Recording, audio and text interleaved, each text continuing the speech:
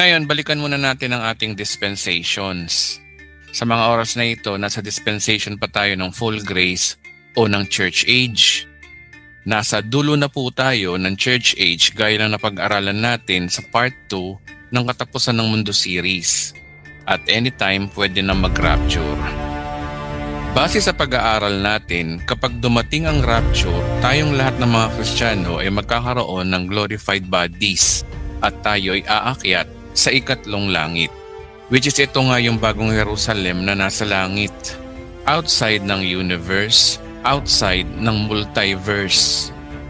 Ito ay yung bahay ng Ama ng ating Panginoong Hesus ayon sa pag-aaral natin at ayon sa kanyang mga sinabi. Habang nagkakaroon ng 7 years tribulation dito sa daigdig, tayo naman ay 7 years din na sa ikatlong langit. Enough time for Bema Judgment para bigyan tayo ng reward sa ating mga mabubuting gawa. After 7 years, tayo ay bababang kasama ni Kristo para maghari sa mundo sa loob ng 1,000 taon.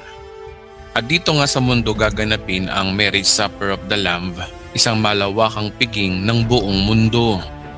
Ire-restore ni Kristo ang buong mundo at mananatili ang ganda nito sa loob ng 1,000 taon. After na 1,000 taon, palalayain si Satanas at marami siyang madidisib para magrebelde kay Kristo. Ngunit si Satanas at ang mga nagrebelde sa kanya ay itatapon sa lake of fire. Ito ay buhay na walang hanggan sa kapahamakan. Dahilan kung bakit ang mundo ay magugunaw sa pamamagitan ng paggunaw nito sa apoy. Then, final judgment ang sumunod na mangyayari. Kaya lahat ng mga unbeliever mula sa iba't ibang dispensation ay hahatulan ng Diyos sa final judgment at sila itatapon sa lake of fire forever. After nito gagawa ang Diyos ng bagong planeta, which is ito nga yung New Earth, kung saan ang New Jerusalem na napakalaking syudad ay magsasama at ito'y bababa sa bagong planeta. Which is ito nga yung simula na ng eternity. At sa pag-aaral natin ngayon, nandito na tayo sa huling bahagi ng Book of Revelation, wherein ang Revelation chapter 22. Kaya yung pag-uusapan natin ngayon ay simula ng buhay ng walang hanggan. Kaya wag po tayo malilito sa pinag-aaralan natin ngayon dahil nasa dispensation na tayo ng dispensation of eternity. Ang simula ng totoong buhay. Ang simula ng buhay na walang hanggan. Sa pagpapatuloy po ng ating pagbabasa sa huling chapter ng Book of Revelation, ang mga sumusunod na verse ay tatalakay kung anong merong mamamayan sa buong daigdig at kung sino tayo sa eternity. Simulan natin sa pangatlong katanungan na lahat ba ng tao sa eternity ay glorified body? Ano ang nangyari sa mga natitirang tao nung nagunaw ang mundo? Anong nangyari sa mga raptured saints? May natira bang mortal na tao nung final judgment? Kung may nakaligtas sa final judgment, paano sila napunta sa bagong planeta? Karamihan sa mga nagtuturo ng end times at karamihan sa mga ordinaryong Kristiyano ngayon, ganito ang kanilang paniniwala. Kung ano mangyayari sa buhay na walang hanggan. Una, kapag namatay ka raw sa paraiso ka mapupunta o sa langit. At ang buhay mo raw sa langit ay forever na lang daw magkakantahan sa langit. At ang lahat ng katawan raw doon ay puro glorified body na lang. At makakalimutan mo raw ang mga nangyari sa daigdig, ang iyong identity, ang iyong nakaraan, lahat ay bago. Lahat daw tayo ay mayaman sa langit. Yan po ang naririnig natin sa mga common Christians kung anong alam nila after death or after ng rapture. Sa content na ito, maaaring magugulat ka sa matutuklasan mo na hindi sa langit ang pupuntahan natin sa eternity. Hindi lang puro kantahan ang gagawin mo doon sa eternity. Meron pa ring mortal body sa eternity. At hindi lahat ay mayaman sa eternity. Ang theory na ito ay mahirap paniwalaan sa mga taong hindi bukas ang kaisipan. Sa content na ito, buburahin natin ang mga kasinungalingan at papalitan natin ng katotohanan kung ano ba talaga ang sinasabi ng Biblia at dito nga sa libro ng Book of Revelation. Kaya kung bukas lang po sana ang ating pangunawa at hindi sarado ang pag-iisip, ipagpapatuloy mo ang panonood sa videong ito.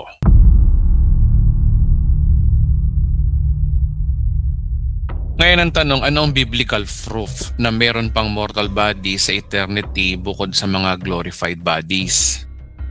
Ngayon ipagpatuloy po natin ang pagbabasa sa mga natitirang verses sa chapter 21 hanggang sa buong chapter 22 ng Book of Revelation.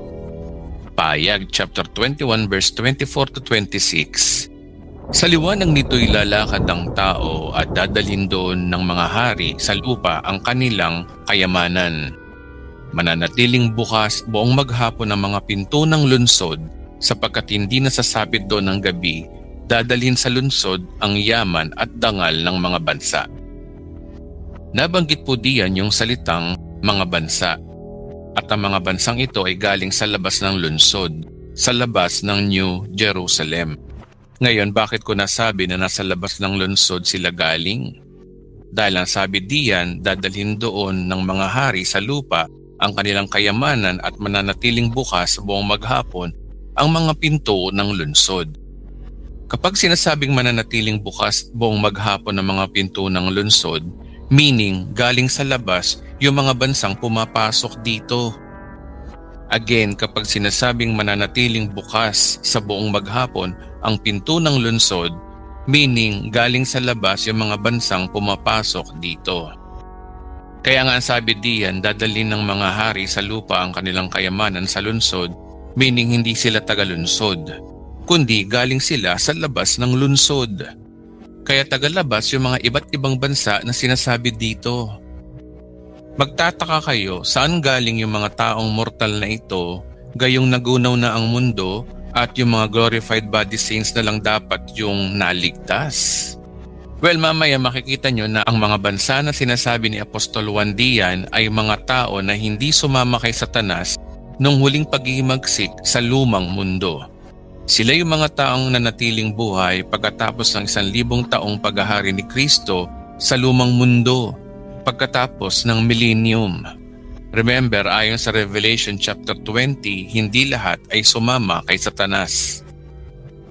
Kaya hindi lahat ng tao sa millennium ay napahamak. Dahilan kung bakit may nakasurvive sa millennium. Sila yung mga taong sumunod kay Kristo hanggang sa huling paghuhukom. Kaya physically, sila ay dinila ng Diyos sa bagong planeta at mananatiling buhay during eternity. Kaya pasok sila sa eternity. Meaning, kung sila ay nakatira sa labas ng lunsod, hindi sila glorified bodies. Sa madaling salita, mayroong 3 grupo ng mga tao sa eternity. Una, yung Gentiles, mortal bodies. Sila yung mga taong matuwid mula sa iba't ibang bansa na mayroong mortal bodies na gaya ni Adan at Eva bago bumagsak sa kasalanan. Pangalawa, yung Jewish mortal bodies. May bansang Israel pa rin na mayroong mortal bodies gaya ni Adan at Eva bago bumagsak sa kasalanan. Ito ay fulfillment ng propesya na ang lahi ni Abraham magiging kasing dami ng bituin magpakailanman. Kaya existed pa din sa eternity ang Israel at mga existing na bansa sa panahon natin ngayon. Pangatlo, yung church glorified bodies. Mga glorified bodies na nakatira mismo sa New Jerusalem. Ngayon, natatanging ang church lamang yung nag-iisang grupo ng mga tao na nabubuhay sa loob mismo ng bagong Jerusalem. Ang church ay patuloy na mamumunong kasama ni Kristo sa mga 2 grupo na mortal bodies. Ito ay bilang katuparan sa propesiya na si Kristo at ang kanyang iglesia ay maghahari magpakailanman.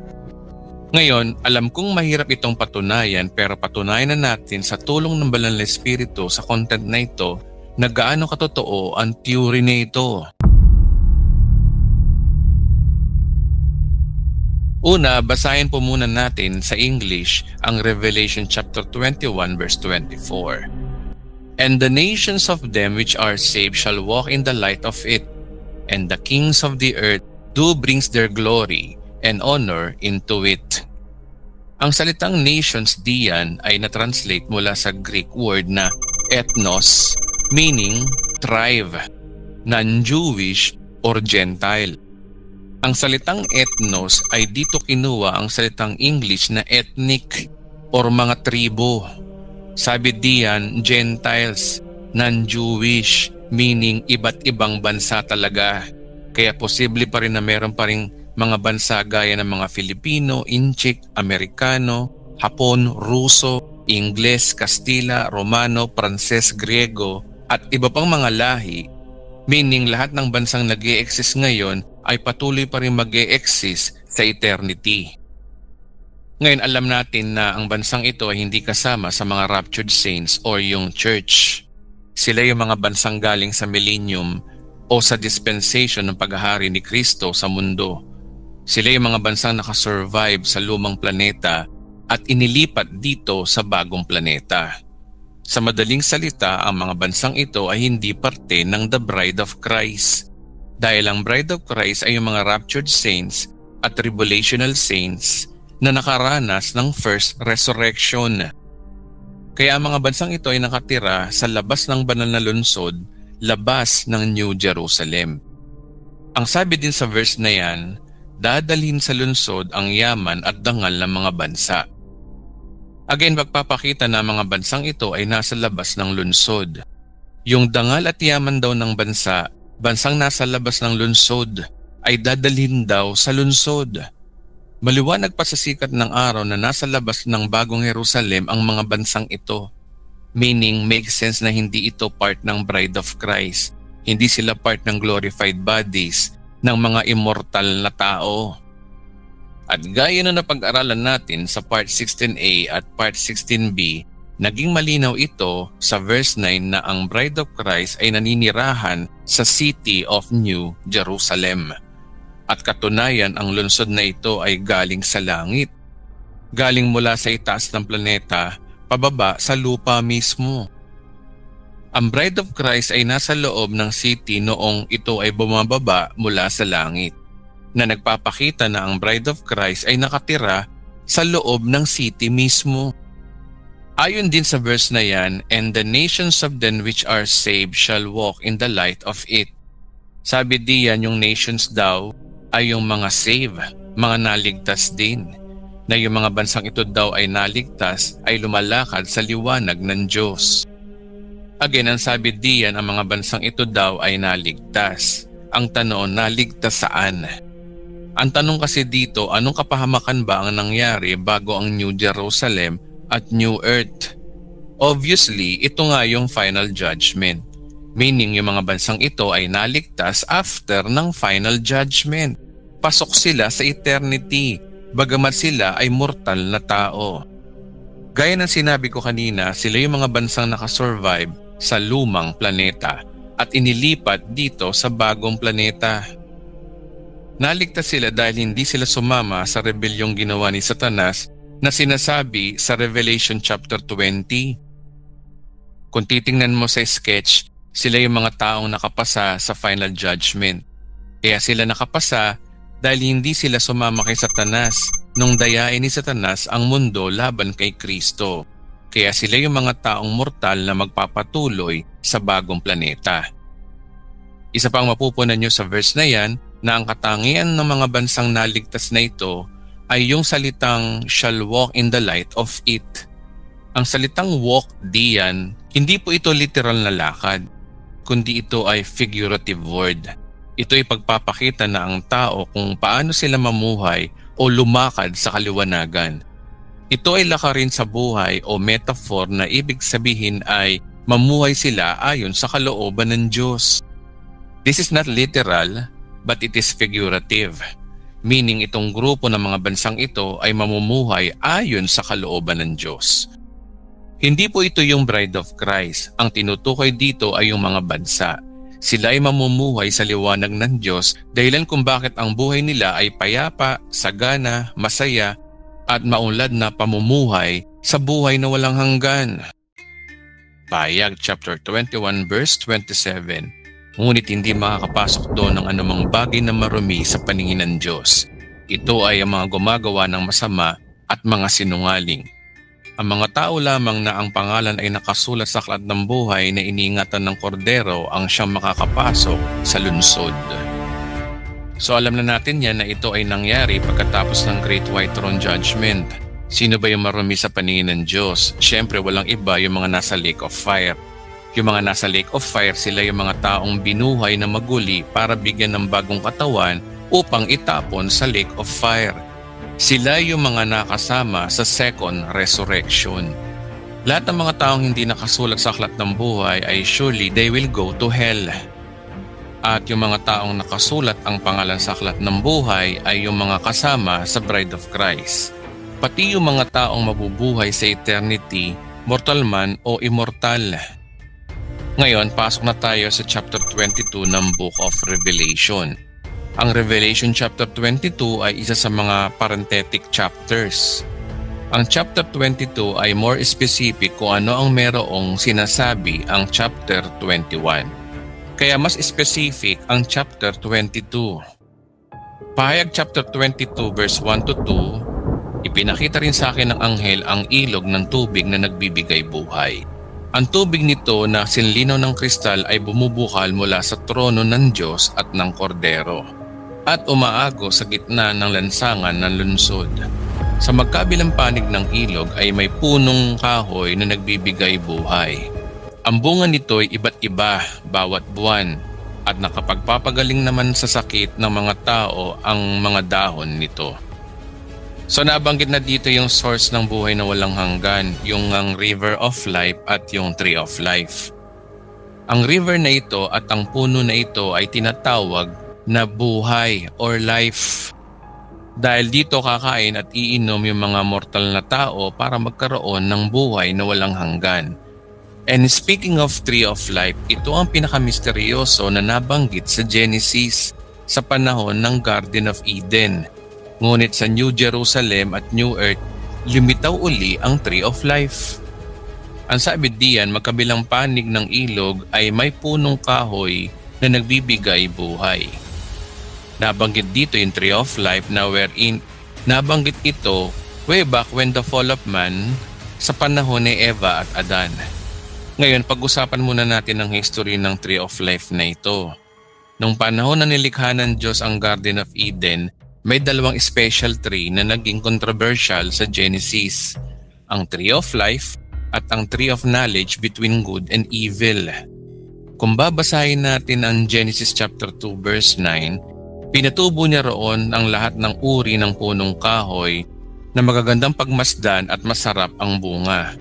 Sa gitna ng halamanan ay naroon ang punong kahoy na nagbibigay buhay at gayon din ang punong kahoy na nagbibigay kaalaman tungkol sa mabuti at masama.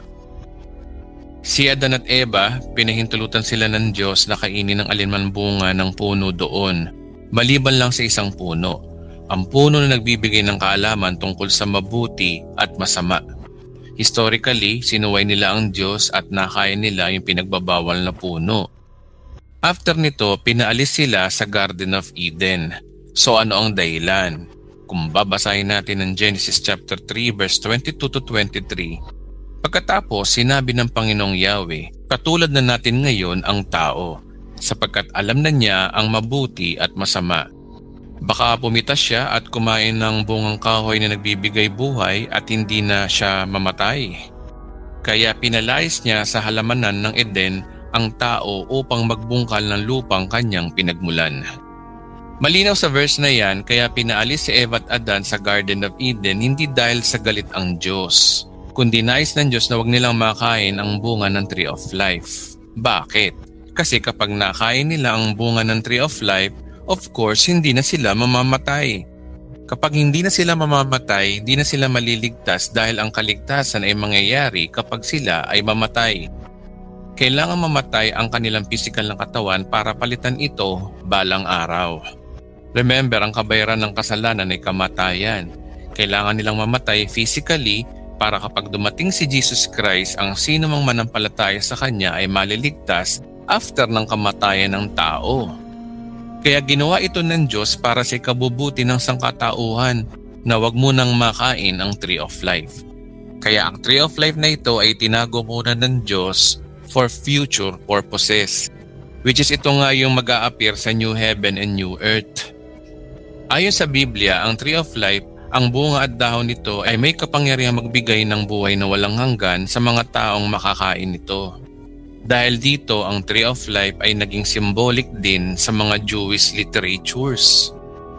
Ito ay sumisimbolo sa buhay na walang hanggan, kaya ito ay pangako sa mga taong magtatagumpay para makakain ng Tree of Life. Kung babasahin natin ang Pahayag chapter 2 verse 7, ang lahat na may pandinig ay makinig sa sinasabi ng Espiritu sa mga iglesia.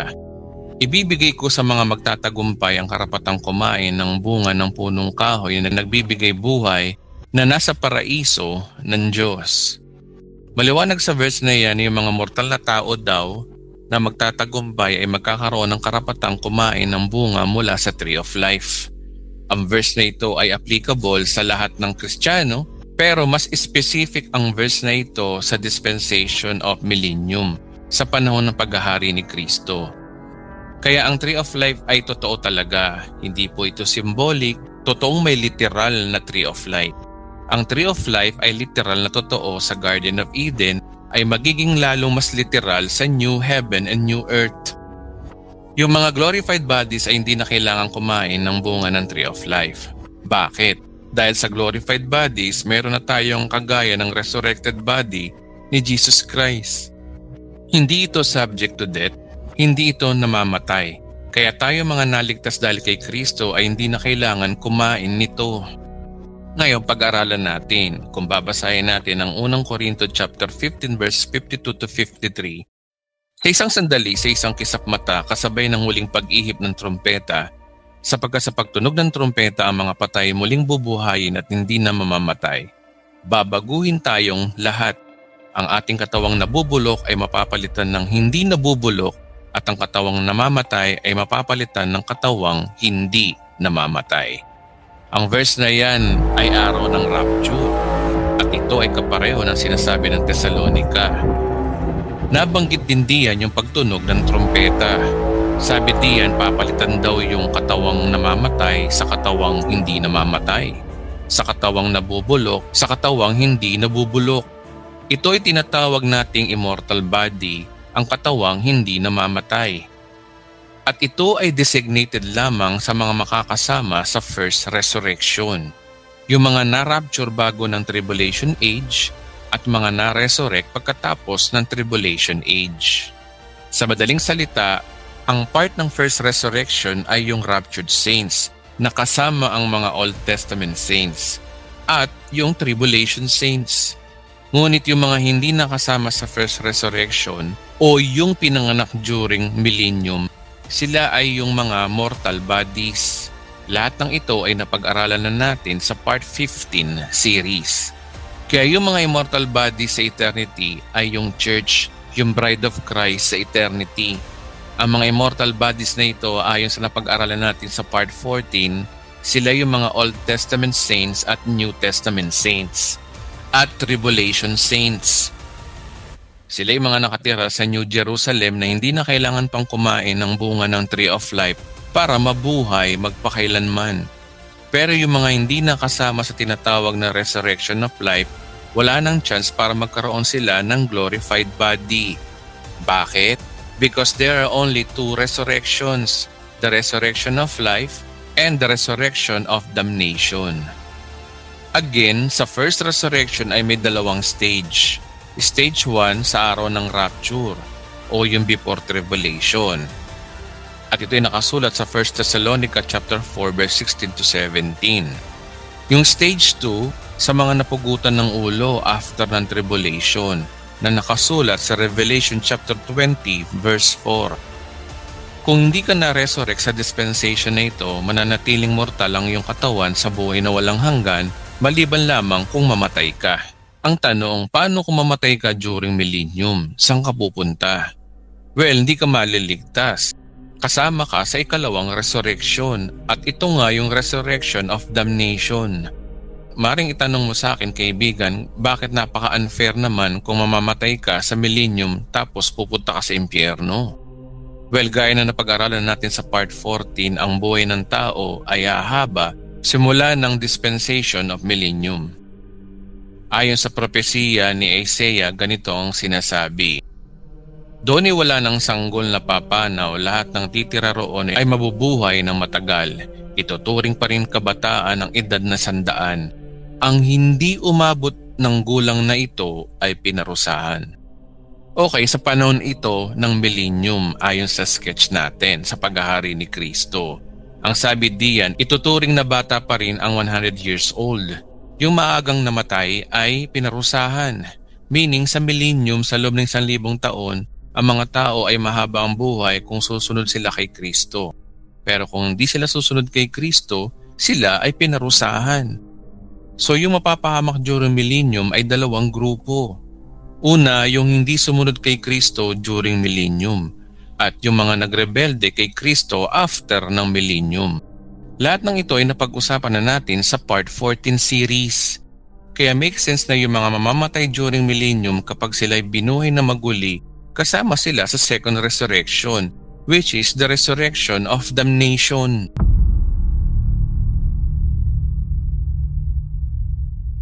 Sa madaling salita, pagdating sa eternity, yung mga nakasurvive sa millennium, sila yung mga taong mortal na subject na kumain ng bunga ng Tree of Life. Ang Tree of Life ay para sa kanila. Yun ang dahilan kung bakit kailangan nilang pumunta sa New Jerusalem para kumain ng bunga ng Tree of Life. Kaya ang Tree of Life ay hindi po para sa church, ito po ay para sa mga bansang ang katawan ay mortal. Ngayon basahin ulit natin ang chapter 22 verse 2. Sa magkabilang panig ng ilog ay may punong kahoy na nagbibigay buhay. Ang mga bunga nito ay iba't iba bawat buwan at nakapagpapagaling naman ng sakit sa mga tao ang mga dahon nito. Kung sa Garden of Eden ay may 2 puno, which is ito nga yung Tree of Life at yung Tree of Knowledge, ganun din po sa bagong planeta. May 2 puno pa rin. Sila ay parehong Tree of Life.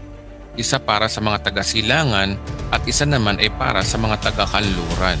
Sa madaling salita, 2 ang Tree of Life. Ang sabi diyan, ang bunga nito ay iba't iba bawat buwan. At nakapagpapagaling naman sa sakit ng mga tao ang mga dahon nito. Maliwanag na sinasabi ng Biblia na mga dahon na ito ay iba-iba ang bunga kada buwan. At yung dahon nito ay nakapagpapagaling. Kung babasahin natin ito sa English, ang salitang ginamit dito ay healing. Ang salitang healing was translated from Greek word therapia. Ang salitang therapy or therapeutic ay nanggaling sa salitang Greek na ito. Ang sabi diyan na kapag papagaling ng sakit ng tao ang dahon ng Tree of Life. Pagpapatunay na may mortal body sa bagong planeta. Bakit pa naglagay ng Diyos ng Tree of Life na nagpapagaling ng sakit ng tao kung puro glorified body ang naninirahan sa bagong planeta? Meaning, meron talagang mortal na tao sa eternity. Kaya kailangan nila ng Tree of Life para mabuhay magpakailanman. At makes sense din na ang mga mortal na tao na ito ay galing sa iba't ibang bansa na pupunta sa New Jerusalem para kumain ng bunga ng Tree of Life para manatiling silang buhay magpakailanman at para ring gumaling kung sila ay nagkakasakit. Yan po ang eksaktong sinasabi ng verse na yan.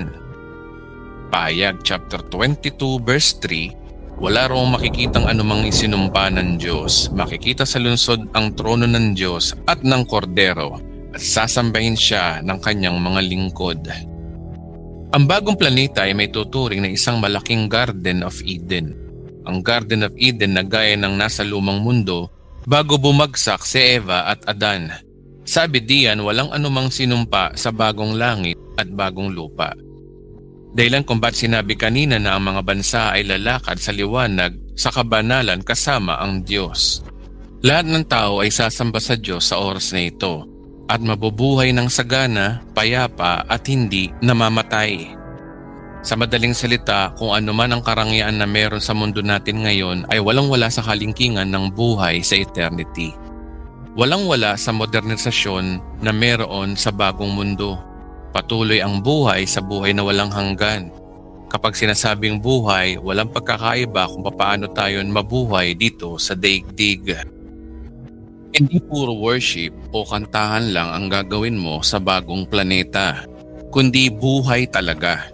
Halimbawa, meron pa ring mga malls, meron pa ring mga amusement park, Magdadrive ka pa rin ng sasakyan mo. O mai-enjoy mo pa rin ng gusto ang mansyon mo. Mai-enjoy mo pa rin na pumunta at mamasyal sa iba't ibang lugar o pwede sa iba't ibang planeta. Katunayan, maaaring mas modern pa ang mundo sa hinaharap. Mukhang ang technology na to ay aabot sa Kardashev Scale number 3, gaya ng binabanggit ko sa part 14. Mai-enjoy mo pa rin kumain ng masasarap na pagkain ng walang kahirap-hirap. Kagaya ni Kristo sa kanyang glorified body, kumakain siya ng isda. Di natin masasabi kung gaano ka-modern ang technology sa hinaharap sa bagong planeta. Kaya yung napapanood natin sa mga sci-fi movies, higit pa doon ang bagong planeta. Kaya sa bagong planeta po tayo pupunta sa eternity, hindi po sa langit. Dahil yung langit o yung bagong Jerusalem ay part na ng bagong planeta. Hindi po puro worship, kantahan lang sa langit. Ito po ay isang kababawan at wala sa katotohanan. Ang buhay ng tao ay patuloy pa rin gaya ng buhay natin dito sa daigdig. Ang mga bansa ngayon ay mag-e-exist pa rin sa bagong planeta. Kung ang planeta natin ngayon ay merong 195 countries ayon sa United Nations, sa bagong planeta, sila ay mag-e-exist pa rin. Loloobin ng Diyos na ang mga lahi ng tao ay mananatiling mag-e-exist sa eternity. Kaya ang big idea natin dito, ayon sa mapa natin ngayon, ang bagong Jerusalem ang pinakadakilang lungsod sa buong mundo.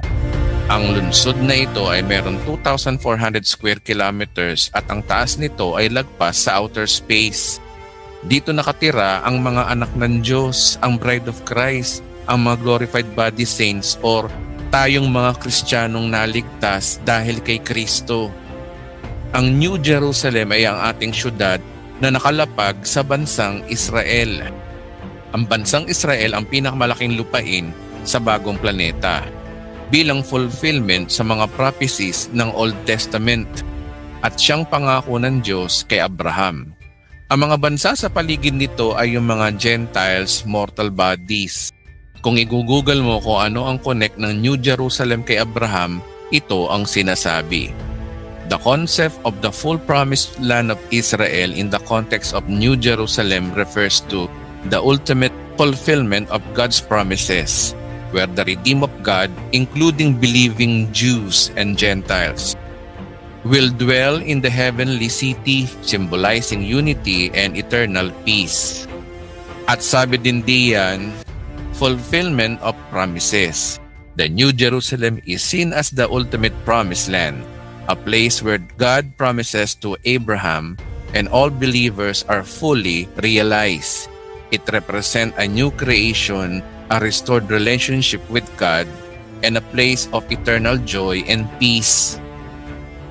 Kaya sa eternity, dito palang mangyayari yung complete fulfillment na pangako ng Diyos kay Abraham tungkol sa bansang Israel. Kaya sa bansang Israel lalapag ang New Jerusalem.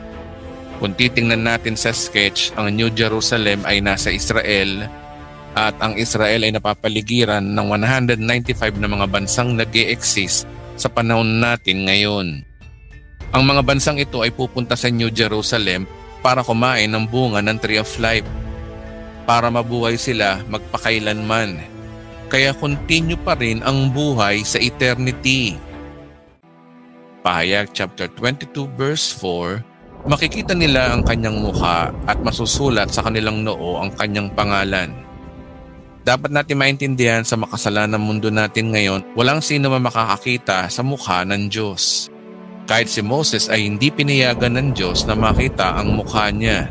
Kung babasahin natin ang Exodus chapter 33 verse 20, ngunit hindi mo maaring makita ang aking mukha sapagkat tiyak na mamamatay ang sino mang makakita nito. Maliwanag diyan na sa mundo natin ngayon, di mo pwedeng makita ang mukha ng Diyos or else mamamatay tayo kapag nangyari yun. Pero sa bagong daigdig, makikita na natin siya na mukhaan. Iaalaw ng Diyos na makita natin siya dahil tayo ay naging banal na sa mata ng Diyos. Naging banal tayo hindi sa ating mga gawa, kundi dahil sa ating tagapagligtas na si Kristo Jesus. Dahil sa kanyang sakripisyo sa krus, nagkasundo ang Diyos Ama at ang anak na iligtas ang tao sa pamamagitan ng kamatayan ni Kristo Jesus. Yan ang dahilan kung bakit tayo nasa eternity sa panahon na ito. Dahil kay Kristo, kaya tayo mabubuhay sa buhay na walang hanggan. Ang mga glorified bodies ay makikita nila ang Diyos na mukhaan dahil sila ay nasa New Jerusalem. Sila ay nakatira mismo malapit sa trono ng Diyos. Ngayon, bakit nilagay ang katagang ito sa verse na ito? Dahil ang tinutukoy sa verse na ito ay kahit mga mortal na tao ay makikita na nila ng mukhaan ang Diyos. Verse 5. Do'y wala ng gabi, kaya hindi na mangangailangan pa ng ilaw o liwanag ng araw, sapagkat ang Panginoong Diyos ang magiging ilaw nila at maghahari sila magpakailanman.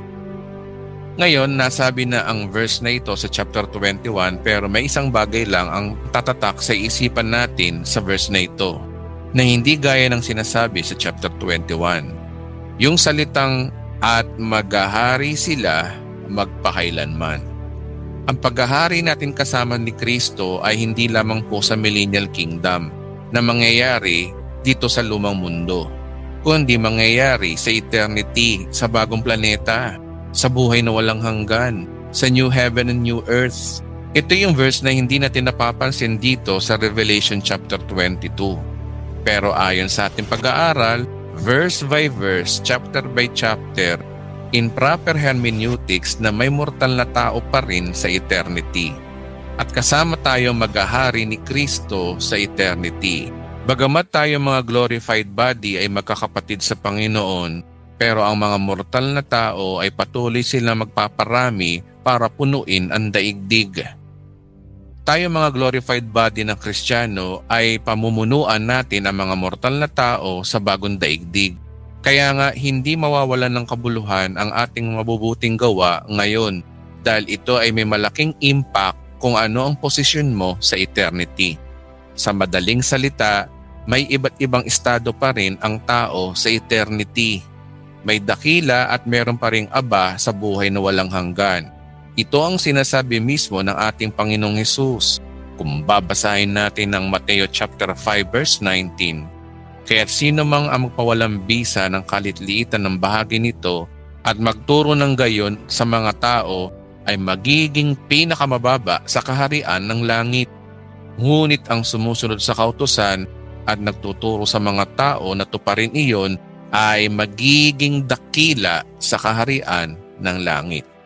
So ayon sa verse na yan, nabanggit ng ating Panginoong Hesus na merong pinakamababa sa kaharian ng langit at magiging dakila sa kaharian ng langit. Ang tanong, yung tinutukoy kaya ng ating Panginoong Hesus na dakila sa kaharian ng langit ay yung glorified body na Christian na nakatira sa New Jerusalem at yung pinakamababa sa kaharian ng langit ay yung mga mortal na taong nakatira sa labas ng New Jerusalem or iba't ibang bansa na kailangan pang kumain sa Tree of Life para mabuhay? Well, it seems na ito yung pinaguhugutan ng ating Panginoong Hesus. Pwedeng kinukumpara ang glorified body sa mga hindi glorified body. At pwede rin yung mga glorified body ang tinutukoy dito na may iba't ibang uri ng kayamanan. Ngunit isang katotohanan na oo, mayaman din naman ng mga mortal na tao sa eternity pero mga royal blood at ang pinakamayayaman ay ang mga taong nakatira sa New Jerusalem. Bagamat hindi po tayo sigurado kung sino mayaman o sino yung pinakaaba sa kaharian ng langit, ang mahalaga may level pa rin sa kaharian ng Diyos. May level pa rin sa eternity. Pero naniniwala ako na ang mga glorified body o yung mga Kristiyano, sila ay maglilingkod sa Diyos sa pamamagitan ng pamamahala sa mga mortal na tao. Ito ay fulfillment sa Old Testament prophecies at New Testament prophecies na ang paghahari ni Kristo ay magpakailanman. His kingdom has no end.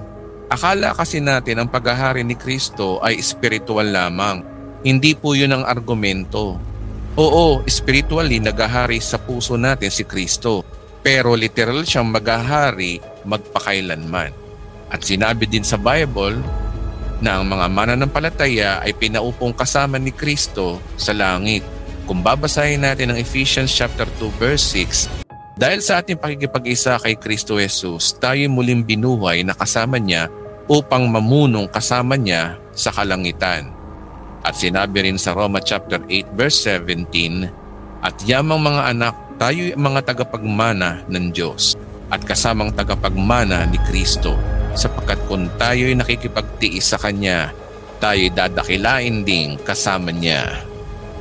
Yung mga verse na yan ay tunay na literal. Ang mga verse na yan hindi po espiritual. Ito po ay literal na mangyayari. Literal na may trono, literal na yung langit ay bumaba sa mundo, at literal tayong maghaharing kasama ni Kristo. Hindi lang sa 1,000 taon sa mundo, kundi sa buhay na walang hanggan ay literal na tayo ay tagapagmana ng kaharian ng Diyos. Meaning si Kristo at ang kanyang asawa na ang church, ang kilalang bride of Christ, ay maghahari sa bagong planeta forever. At yung mga mamamayan nito ay yung mga mortal na taong pupunuan ng daigdig sa buhay na walang hanggan. Parang isang kaharian na may hari at reyna na nakatira sa palasyo, at ang mga mamamayan nito ay ang kanilang mga nasasakupan. Si Kristo ang hari ng bagong mundo at ang kanyang reyna, which is ang church, na nakatira sa bagong Jerusalem na siyang tahanan mismo ng Diyos. At ang mga mamamayan ay yung mga hentil na nakasurvive during millennium to repopulate the new earth. Yan ang eksaktong sinasabi ng Revelation chapter 21:22.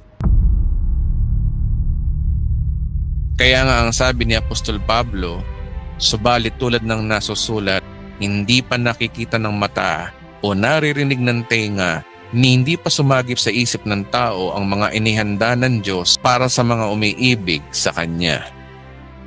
Ito ay katotohanan na hindi kayang arukin ng sino mang tao, maliban lang kung mapunta ka na sa lugar na ito. Hindi po ito pantasya, kwentong barbero o kwentong Disneyland o fairy tales. Hindi po ito kwentong Encantadia. Ito po ay pangako ng Diyos sa mga taong magtitiwala sa Kanyang anak. Kaya nga ang sabi diyan, sapagkat kung tayo'y nakikipagtiis sa Kanya, tayo'y dadakilain ding kasama Niya. At sinabi sa akin ng anghel, maaasahan at totoo ang salitang ito. Ang Panginoong Diyos ang nagkaloob sa Kanya ng Espiritu sa mga propeta ay siyang nagsugo sa Kanyang anghel upang ihayag sa mga lingkod Niya na ang mga bagay ay magaganap sa lalong madaling panahon. Sa verse na ito ay senaryo ng pangitain ni Juan na yung anghel na nagpakita sa kanya para ipakita ang magiging future life ng Bride of Christ ay sinisigurado na ito ay mangyayari, authentic at legit na galing sa Diyos. Verse 7. At sinabi ni Jesus, "Makinig kayo, darating na ako, mapalad ang tumutupad sa mga propesiya na nilalaman ng aklat na ito." So another statement na ang ating Panginoong Jesus malapit na siyang dumating. At sinasabi niyang mapalad daw yung mga tumutupad sa mga propesiyang nilalaman nito.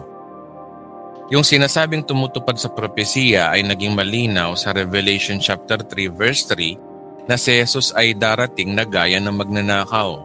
Kung hindi ka gigising, hindi mo malalaman ang oras ng kanyang pagdating. Kaya contextually, mapalad daw yung mga inaalam, yung mga propesiyang nakasulat dito.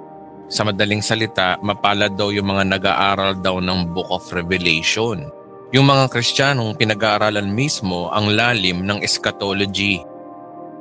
Kaya mapalad ka kapatid sa panonood mo ng videong ito sa pagsubaybay ng pag-aaral natin tungkol sa end times, tungkol sa Book of Revelation prophecies ayon sa verse na yan.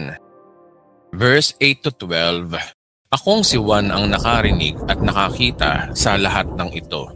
Matapos kong marinig at makita ang lahat ng ito, ako'y nagpatira pa sa paanan ng anghel na nagpakita sa akin ng mga ito upang siya ay sambahin. Ngunit sinabi niya sa akin, 'Wag, ako may alipin ding tulad mo at tulad din ng iyong mga kapatid na propeta at ang lahat ng mga sumusunod sa mga salita sa aklat na ito. Ang Diyos ang sambahin mo.' At sinabi niya sa akin, 'Huwag mong ililihim ang mga propesiyang nasa aklat na ito, sapagkat malapit nang maganap ang mga ito. Magpapatuloy sa pagpapakasama ang mga masama, magpapatuloy sa pagpapakarumi ang marurumi, ngunit ang mabubuti ay magpapatuloy sa pagpapakabuti at ang banal sa pagpapakabanal. At sinabi ni Jesus, "Makinig kayo, darating na ako. Dala ko ang gantimpalang ibibigay sa bawat isa ayon sa kanyang ginawa." Sa mga verses na yan ating binabasa, mag-focus tayo sa verse 12. Nang sabi ng ating Panginoong Jesus na malapit na siyang dumating. Gahiblan na lang ang oras bago mag-rapture. Dahil alam naman natin na after ng rapture ay Bema Judgment sa langit. At sa Bema Judgment, ang lahat ng mga mananampalataya ay pararangalan at gagantimpalaan ng ating Panginoong Hesus. Yun ang dahilan bakit niya sinabi na darating na ako, dala ko ang mga gantimpalang ibibigay sa bawat isa ayon sa kanyang ginawa. Ang gantimpalang ito ay kung ano ang magiging buhay natin sa dispensation of millennium dito sa lupa at dispensation of eternity sa bagong planeta. Kaya napakahalaga yung mga mabubuting gawa natin habang tayo ay nandito pa sa daigdig. Bagamat ang mabubuting gawa natin ay walang kinalaman sa ating kaligtasan, naligtas tayo sa pagtitiwala natin sa gawa ni Kristo. Pero yung mga mabubuting gawa natin dito sa mundo ay may napakalaking impact sa eternity. Doon tayo magkakaalaman kung anong buhay na meron tayo sa eternity. Kung gaano ka kayaman sa eternity, kung gaano ka kayaman sa New Jerusalem. At ito ay base sa ating mabubuting gawa dito sa lupa. Kaya nga ang sabi ng ating Panginoong Hesus sa mga Hudyo, huwag kayong mag-impok ng kayamanan dito sa lupa. Dito ay may naninirang insekto at kalawang at mga nakakapasok na magnanakaw. Sa halip mag-impo kayo ng kayamanan sa langit. Do'y walang naninirang insekto o kalawang at walang nakakapasok na magnanakaw. Ang konteksto ng Mateo chapter 6 ay numuugnay lahat sa paggawa ng mabuti. Ang pagtulong sa kapwa mula verse 1 hanggang verse 4, ang panalangin mula verse 5 hanggang 13, ang pagpapatawad mula 14 verse 15, ang pag-aayun at panalangin mula verse 16 hanggang 18. Kaya pagdating dito sa verse 19, ang paggawa ng mabuti ay yung pag-iimpok ng kayamanan sa langit. Kaya yung mga kabutihan natin ang magdidikta kung gaano tayo kayaman sa buhay na walang hanggan. Kung anong level ng kayamanan meron tayo sa bagong planeta. Ayon sa pag-aaral, yung mga glorified body saints ay sila yung mga mayayaman sa eternity. Sila ay naligtas dahil lamang sa biyaya at hindi sa kanilang mga gawa. Lahat ng ito ay katas ng paghihirap at sakripisyo ng ating Panginoong Hesus way back 33 AD. Sa kanyang tinapos sa krus ng Kalbaryo na minsan lang niya ito ginawa para magkaroon tayo ng buhay na walang hanggan. Sila ay maghaharing kasama ni Kristo sa buhay na walang hanggan. At yung mga bansang nasa paligid ng New Jerusalem ay yung mga mortal na tao mula sa iba't ibang bansa. Bagamat marangya at sagana ang buhay ng mga mortal na taong ito, pero higit pa ring mayaman yung mga nakatira sa syudad. Kaya mukhang may mayaman at low class pa rin ng buhay sa eternity. Kaya nga maigpit na sinasabi ng ating Panginoong Hesus at tinuturo niya sa kanyang gospel, hanggat nasa dispensation pa tayo ng grace, i-grab na natin ang biyaya ng kaligtasan na ito. Upang kasama tayong tagapagmana o first-class citizen sa buhay na walang hanggan, sa bagong langit at bagong lupa. Kung titingnan mo sa mapa, ang New Jerusalem ang pinakasentro ng buong mundo. Dito nakatira ang Diyos, Kristo, ang mga anghel at ang Bride of Christ, which is ang kanyang iglesia. At sa labas ng city na ito ay yung mga mortal na tao.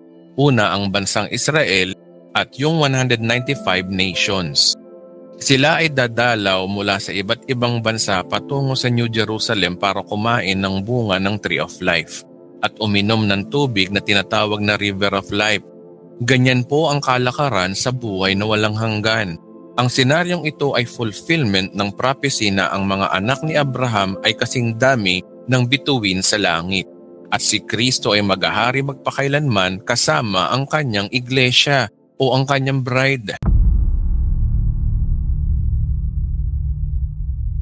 Verse 13, Ako ang Alpha at ang Omega, ang una at ang huli, ang simula at ang wakas.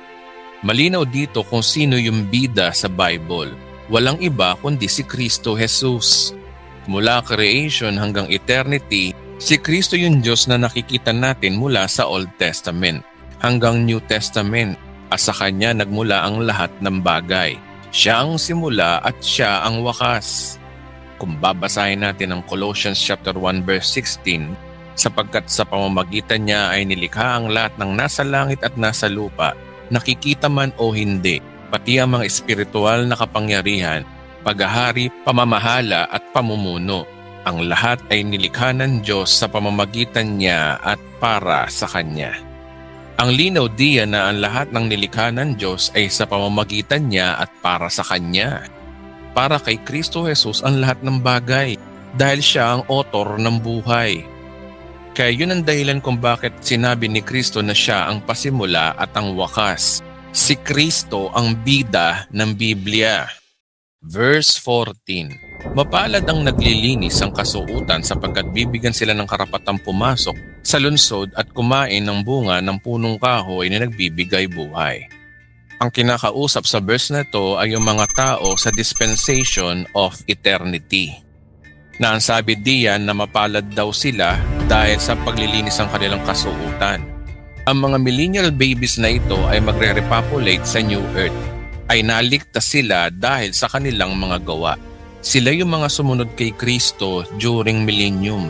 They will continue living in eternity kaya mapalad sila at sila ay may karapatang pumasok sa lunsod at kumain ng bunga ng Tree of Life para sa kanilang buhay na walang hanggan. Kaya ang verse 14 ay hindi po tayo kausap dito, kundi yung mga ipapanganak sa dispensation of millennium, na sila yung mga taong makakasurvive papunta sa dispensation of eternity. Verse 15. Subalit may iiwan sa labas ng lunsod ng mga asal tao, ang mga mangkukulam, ang mga nakikiapid, ang mga mamamatay tao, ang mga sumasamba sa Diyos-Diyusan at mga sinungaling sa salita at sa gawa. Well, obviously, sila yung mga nahatulan according to their works nung final judgment. Sila yung mga nasa lake of fire forever. Kaya ang mga tao dito, sila yung mga nasa impyerno. After ng dispensation ng millennium, pagpasok ng dispensation ng eternity. Verse 16. Ako si Jesus ang nagsugo sa aking anghel upang ang mga bagay na ito ay ipahayag sa inyo na nasa mga iglesia. Ako'y mula sa angkan ni David. Ako'y maningning na bituin sa umaga. Ayon sa verse na yan, malinaw na ang message ng Book of Revelation, ito ay sinulat para sa mga mananampalataya. At si Jesus mismo ang nagsugo sa anghel para ipahayag ito kay Apostol Juan. Verse 17. Sinabi ng Espiritu at ng babaeng ikakasal, hali kayo. Lahat na nakakarinig nito ay magsabi rin na, hali kayo. Lumapit ang sino mang nauuhaw, kumuha na may gusto ng tubig na nagbibigay buhay. Ito ay walang bayad. Hindi ba kayo kinikilabutan sa verse na ito? Na balang araw ito ang ating magiging dialogue sa eternity? As bride of Christ, tayo ang mag-i-encourage sa mga mortal na tao sa eternity na pumunta sa lunsod para uminom din ng tubig sa river of life. This is exactly how the verse is. Ito ay applicable sa eternity.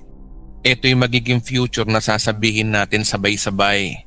So, hindi lang Tree of Life ang nagbibigay buhay ng walang hanggan dito, kundi yung iinom sa tubig ng river of life na nagbibigay buhay sa eternity. Sa mga revelation na ito, nagpapakita na hindi natin kayang arukin kung ano ang meron sa bagong planeta, sa buhay na walang hanggan na mangyayari pa sa future. Verse 18 to 19. Akong si Juan ang nagbibigay babala sa sino mang makarinig sa mga propesiya na nasa aklat na ito.